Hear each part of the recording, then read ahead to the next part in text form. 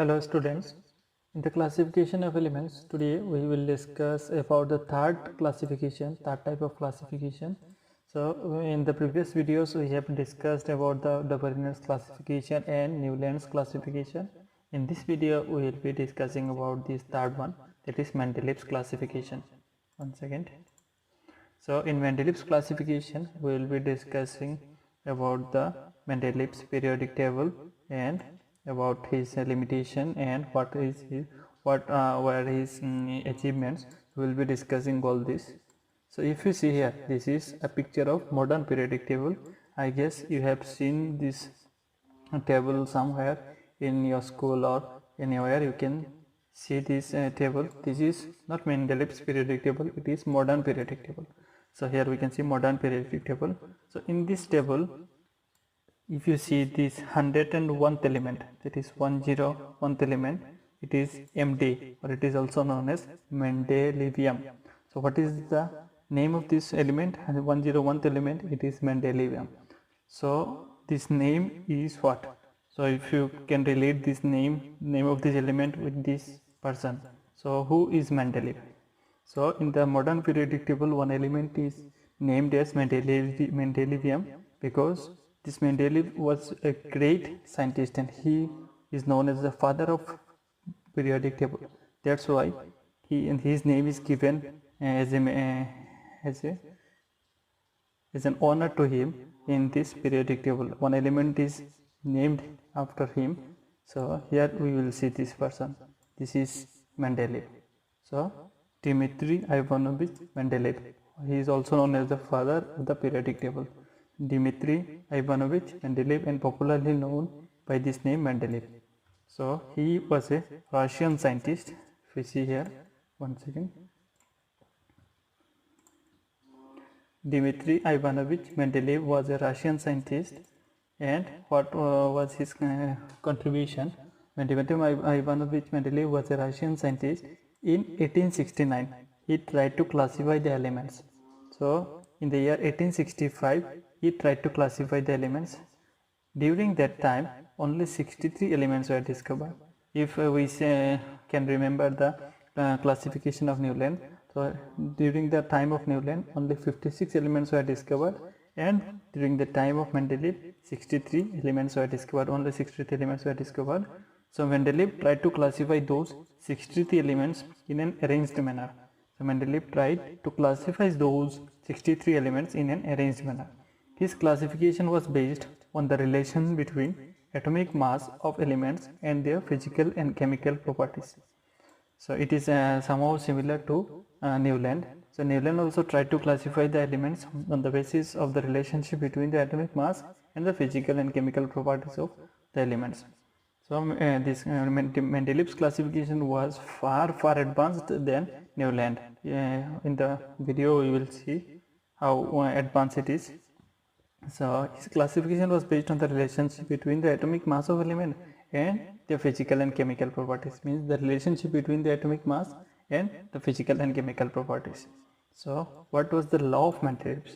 So on the basis of his observation, he observed so many things, and on the basis of his observation, Mendeleev formulated a law which states that the properties of the elements are the periodic function of their atomic masses. Means what?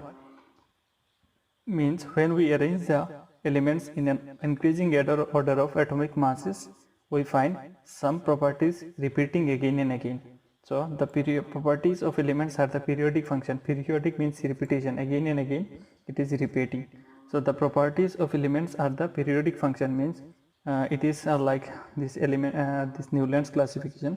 The properties of elements are repeating after few elements. In the Newland's we have seen every 8th element possesses the properties of the first element. Similarly, it also shows up properties of the first element.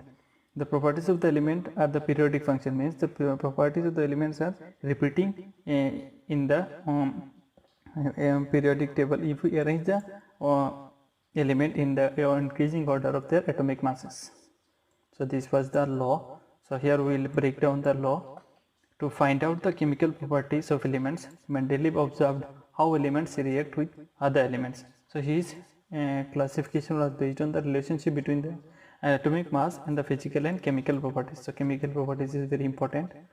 So Mendel, for his to find out the chemical properties of the elements, Mendeleev observed how elements react with each other.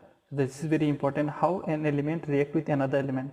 So Mendeleev tried to find out how an element reacts with another element.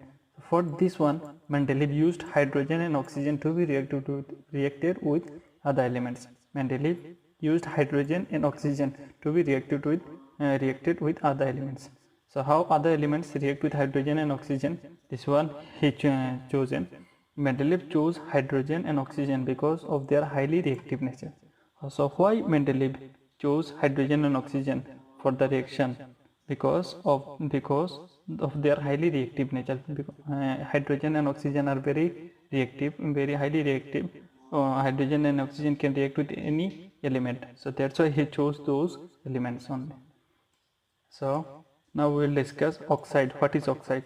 So when oxygen reacts with any other element and forms compounds which are called as oxides. Oxides are what? When an element reacts with oxygen and forms a compound, and that compound is called oxide. So similarly, hydride is also very simple. When hydrogen reacts with any other elements and forms compounds which are called as hydrides. So hydrides is also very simple.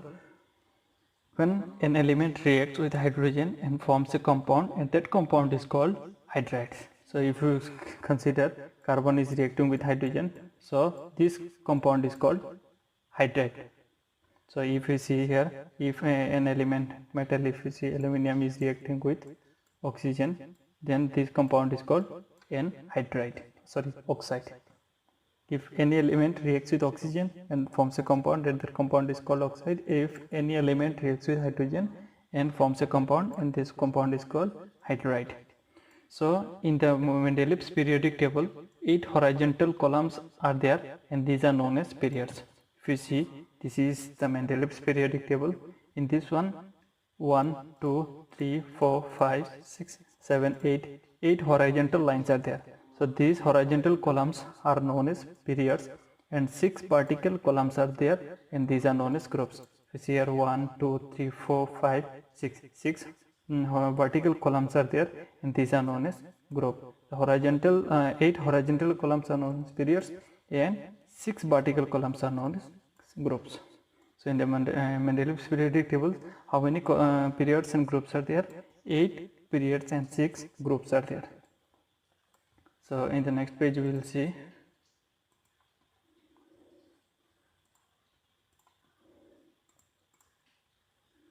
So this is here again I have given the Mendeleev's periodic table. Here we can see in the periodic table, if we look carefully, what we can see, some gaps are there. So if you just see carefully this periodic table, here we have all the elements, and some gaps are there. If you see here, one gap is here another gap, and here another gap is there. So Mendeleev left gaps. So he was very different from those Newland and Brunner because of this action. He left some gaps because he assumed that some elements are there in the nature which were not discovered, which are yet to be discovered. So he left space for those elements. But Newland and other scientists did not do anything like this. They just arranged all the elements together. They had not left any space for any element. But Mendeleev did this thing. He left some spaces for the elements which were to be discovered later. That's why his classification or his periodic table was very successful, and so these gaps were filled up later. So these gaps were filled up by the newly discovered elements. So he not only left space, he also gave the names of this space.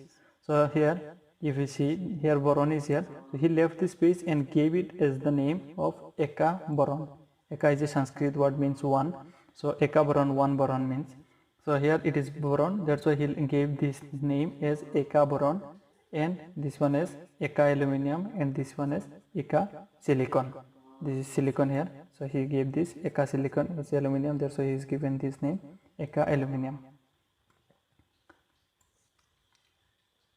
So in the later, when these elements were discovered, Eka boron was replaced by an element known as scandium, which has similar properties with this Eka boron, and and the atomic mass of scandium was similar to this Eka boron, and Eka aluminum was replaced by gallium. So this free space or gap is replaced by an element known as gallium, and Eka silicon, the space for the Eka silicon was replaced by germanium. So these three elements were discovered later. So if a question may be there in your book, so which are the elements discovered after the periodic table, or which are the elements discovered after the periodic table of Mendeleev? So this question, the answer of these questions are scandium, gallium and germanium. These three elements were discovered later. So if we see here, if you look carefully the periodic table, we can observe that unlike Newland, in some places Mendeleev placed element with greater atomic mass before the element with lower atomic mass. What is said here? So if we look carefully the periodic table, in some places some elements are placed with heavier elements before the lighter elements. So if you see here, cobalt and nickel. So the atomic mass of cobalt is 58.93 and atomic mass of nickel is 58.71. Means nickel is lighter than cobalt, but nickel is placed after the cobalt. If the arrangement is like an increasing order of atomic mass, it should be cobalt should be here and nickel should be here. So why he has not placed like this? Because this cobalt has similar chemical properties with this element, and nickel has similar properties with this element. That's why he did not place it here and here. So he placed cobalt here because cobalt has similar properties to this element and nickel has similar properties to this element. That's why he has placed. He unlike Newland did what? He just placed elements to fit in in order to fit the elements in his periodic table. He placed two elements in same slot. But here Mendeleev did not do like this. He placed elements according to the chemical properties or physical properties.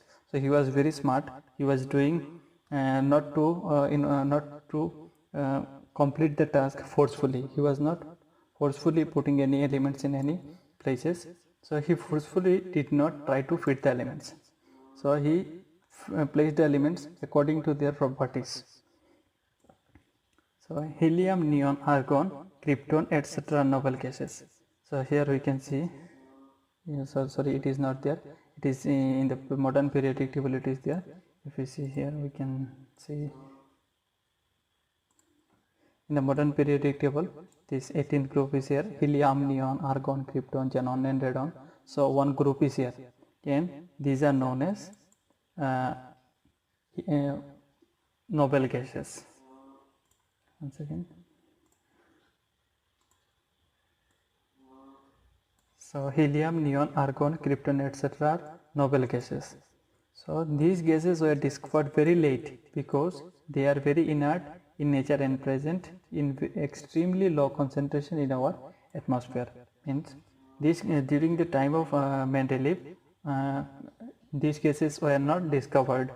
These gases were discovered very late. Why they were discovered very late? Because they are very inert. Inert means chemically inactive. They do not react with any elements. So they are very chemically inactive. So because of their inert nature and present in extremely low concentration in our atmosphere, these gases are present in very low concentrations in our atmosphere. That's why these gases were discovered very late. One of the strengths of Mendeleev's periodic table was that when these noble gases were discovered, they could be placed in a new group without disturbing the existing order. So when these elements were discovered, they could be placed in a new group without disturbing the order of these elements. So this was one great achievement by the Mendeleev. So there were so many achievements Mendeleev achieved, but except the achievements, he had some limitations also. So we will see what were the limitations of Mendeleev's classification. So first limitation is no fixed position was there for hydrogen in Mendeleev's periodic table. There was no fixed position for the hydrogen element hydrogen, because hydrogen had similar properties with the elements of group 1 and with the elements of group 7. So if you see here, hydrogen is there in the group 1. If and this hydrogen the hydrogen had similar properties with the elements of this group, this lithium, sodium, potassium, and similarly this hydrogen had similar properties with this fluorine and manganese and all. So that's why there was no fixed position for the hydrogen in the Mendeleev's periodic table. In the second limitation, we will see in Mendeleev's periodic table there was no place for isotopes. In the class 9, I think you studied about isotopes. So again I will tell here, isotopes are elements which have same atomic number but different mass number. Means the atomic number may be same, the atomic number of the element will be same, but the atomic mass will be different. If hydrogen have atomic mass is, here we will see the atomic mass of hydrogen is 1. So but the atomic number will be same. The concept of atomic number was discovered after the Mendeleev's time. So here it is the atomic mass of hydrogen is 1. The atomic mass will be different, but the atomic number of the element will be same. So if you see in the modern periodic table, I will go back and I will tell you. So in this one periodic table, this is the atomic number of elements. 7, 8 are the 9, 10. These are the atomic number. So consider neon. The atomic number of neon is 10. The atomic number of neon is 10. The atomic number will be same, but the mass of that one will be different. So if the mass here it is 20, so mass will be different. Atomic number will be same like neon, but the mass number will be different. So these elements are known as isotopes.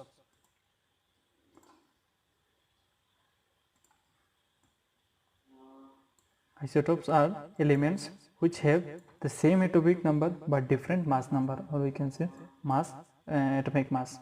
Means atomic number will be same but the atomic mass will be different. So these elements are known as isotopes. So in Mendeleev's periodic table there was no place for isotopes. Isotopes were discovered later, but when they are discovered they have no place in this table.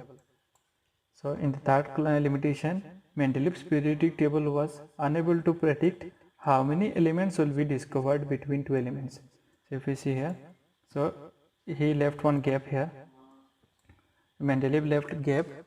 So his table was unable to predict how many elements will be discovered between these and these elements. So how many elements will be discovered between two elements? This was unable to predict by the Mendeleev's periodic table. So these were the three limitations of Mendeleev's periodic table. So I hope up to this much is clear. If you have any confusion, any doubt, you can ask me, and thank you for watching the video.